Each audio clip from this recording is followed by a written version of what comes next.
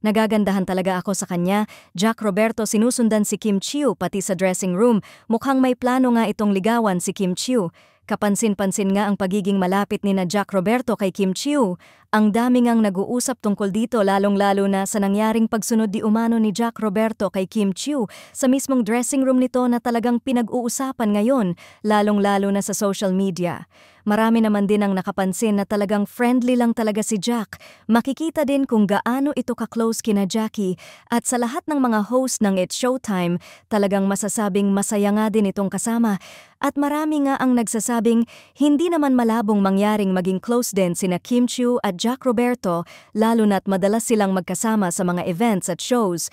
Samantala maraming mga fans ng Kim Pao ang nagre-react ngayon sa ginawang pagsunod ni Jack Roberto kay Kim Chiu sa dressing room nito na saad pa nga ng iilan ay wag na nga na magtangka pa si Jack kay Kim dahil mayroon na daw itong Paolo Avellino kung kaya't dapat ay lumayo-layo na ito.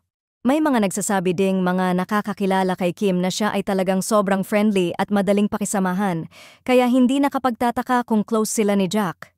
Tsaka si Jack, mukhang gentleman naman at mabait sa mga kaibigan niya, lalong-lalo na sa kanyang mga nakakasama na din sa show.